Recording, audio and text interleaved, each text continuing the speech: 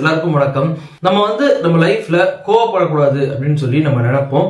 So அதுக்கு என்னுடைய முன்னாடி வீடியோலையும் நான் சொல்லியிருக்கேன். கோபம் நம்ம எப்படி கோபத்தை அவாய்ட் பண்ணணும் அப்படிங்கிறத பற்றியெல்லாம் நான் சொல்லியிருக்கேன். பல விஷயங்களை பத்தி பேசிட்டு இருக்கும்போது இந்த விஷயத்தையும் நான் என்ன பண்ணிருக்கேன் அப்படின்னா டீட்டெயிலா டிஸ்கஸ் பண்ணிருக்கேன். இந்த வீடியோல என்னதான் நிறைய விஷயங்களை பத்தி நம்ம பேசினாலும், இன்ஃபேக்ட் சொல்லணும்னா நிறைய விஷயங்களை பத்தி நம்ம படிச்சா கூட நம்மளுடைய லைஃபுக்குள்ள எல்லா பாசிட்டிவான விஷயத்தையும் ஒரே நேரத்துல கொண்டு வரதுங்கிறது ரொம்ப ரொம்ப ரொம்ப ரொம்ப ஒரு சிரமமான ஒரு விஷயம், டிஃபிகல்ட்டான ஒரு விஷயம் அப்படின்னு நான் சொல்லுவேன். அப்படி இருக்கும்போது கோபப்படக்கூடாது அப்படிங்கிறதுக்கு நம்ம நிறைய டிப்ஸ் கொடுக்குறோம். இப்ப இந்த வீடியோ என்ன சொல்றோம் அப்படின்னா, சம்டைம்ஸ் என்ன பண்ணிடுறோம் அப்படின்னா நம்ம கோவப்பட்டுறோம். அப்ப கோவப்படுற அந்த டைம்ல நான் இந்த வீடியோ சொல்லிருக்கக்கூடிய இந்த விஷயங்களை நீங்க பண்ணீங்க அப்படின்னா நீங்க கோவப்படுறதுக்கான சான்சஸ் கம்மியா இருக்கும் அப்படின்னு நான் நினைக்கிறேன். முதல்ல நம்ம புரிஞ்சுக்க வேண்டியது அப்படின்னா, anger at any cost is wrong. எந்த சூழ்நிலையிலும் எந்த நிலையிலும் கோபம் அப்படிங்கிறது தவறானதுதான் அப்படிங்கறத முதல்ல நான் சொல்லிடுறேன். ஏன்னா இந்த கிளாரிட்டி அப்படிங்கிறது நமக்கு இருக்கணும். சோ ஏன்னா நம்ம நிறைய நேரங்களில் நம்ம என்ன நினைப்போம் அப்படின்னா, நம்ம கோவப்படுறதுல தப்பு கிடையாது. பல நேரங்கள்ல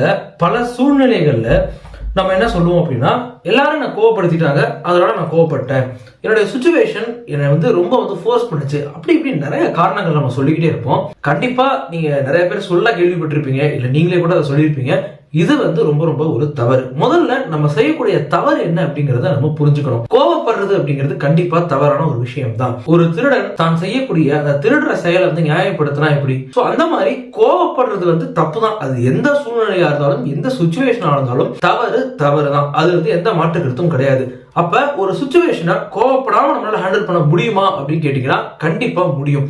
இன்ஃபேக்ட் சொல்லணும்னா ரொம்பவே சூப்பரா, ரொம்பவே பிளசண்டா அண்ட் ரொம்பவே பாசிட்டிவா சுச்சுவேஷனை நமக்கு ஏத்த மாதிரி மாத்த கூட முடியும். நம்ம கோவப்படாம பீஸ்ஃபுல்லா இருந்தோம் அப்படின்னா, ரொம்ப காமா, ரொம்ப அமைதியா என்ன நடக்குதுங்கிறத புரிஞ்சுக்கிட்டு ஒவ்வொரு விஷயத்தையும் நம்ம ஹேண்டில் பண்ணோம் அப்படின்னா, அந்த சுச்சுவேஷன் எவ்வளவு கஷ்டமா இருந்தாலும் நம்மளால முடிஞ்ச அளவுக்கு அதுல இருந்து வெளியே வந்துட முடியும். இன்னும் நான் உங்களுக்கு கரெக்டா சொல்லணும்னா, மோசமான சுச்சுவேஷனை கூட பாசிட்டிவான ஒரு சுச்சுவேஷனா, ஹாப்பியான சுச்சுவேஷனா நம்மளால டெஃபினட்டாவே மாத்த முடியும்.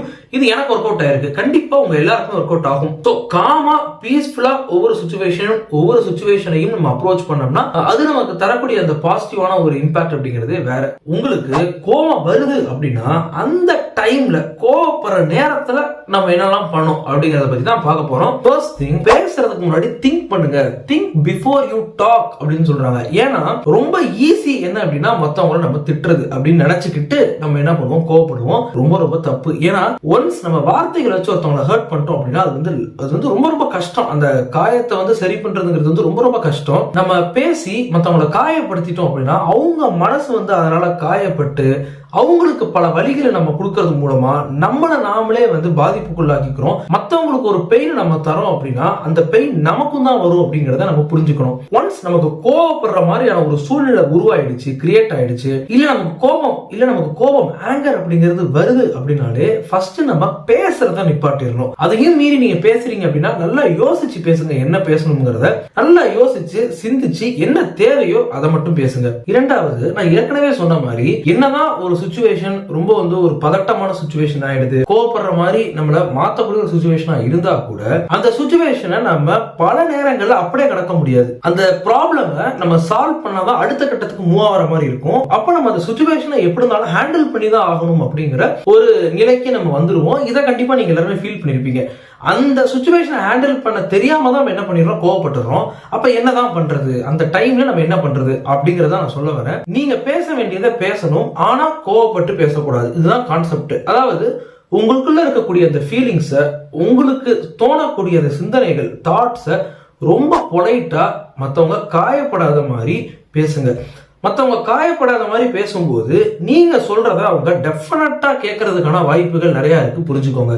ஆனா நீங்க கோவப்பட்டு பேசிட்டீங்கன்னா நீங்க என்னதான் சரியான பாயிண்ட் சொன்னாலும் நீங்க சரியான ஆள் கிடையாது, நீங்க பேசுறது ஒரு பதட்டமான சிச்சுவேஷனை உண்டாக்கிடும் அப்படின்னு சொல்லிட்டு உங்க பேச்சை யாருமே மதிக்க மாட்டாங்க.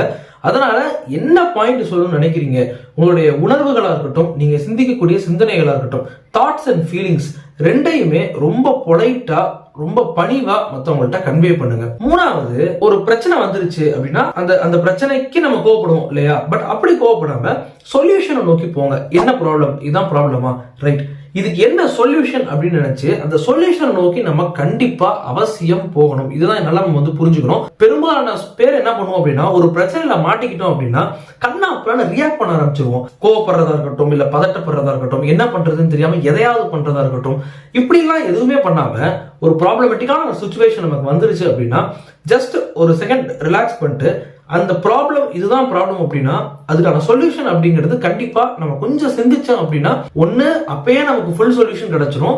அப்படி இல்லைன்னா ஓரளவுக்கு இப்போதைக்கு அந்த பிரச்சனையில இருந்து வெளியே வர்றதுக்காக என்ன பண்றதுனால நமக்கு வந்து தெரியும். அப்போ ஒரு ப்ராப்ளம் வந்துருச்சு அப்படின்னா அதோட சொல்யூஷனை நோக்கி தான் நம்ம எப்பவுமே மூவ் ஆகணும். இதை நீங்க ஞாபகம் வச்சுக்கோங்க. திரும்ப திரும்ப பிரச்சனை போகாம அந்த பிரச்சனைக்கான சொல்யூஷன் எப்படி கண்டுபிடிக்கிறது அப்படின்னு சொல்லி அதை நோக்கி நம்ம என்ன பண்ணணும் அப்படின்னா நம்மளுடைய டைமை ஸ்பெண்ட் பண்ணணும். முக்கியமா சிந்திக்கணும். இப்ப எப்படி சொல்யூஷன் நோக்கி போறது அப்படின்னு சொல்லி கொஞ்ச நேரம் நம்ம சிந்திச்சாலே நமக்கு ஒரு பெரிய லெவல் அது ஹெல்ப்ஃபுல்லா இருக்கும். அடுத்தது கண்டிப்பா டீப் பிரெத் அப்படிங்கிறது தான். இது கண்டிப்பா நீங்க கேள்விப்பட்டிருப்பீங்க.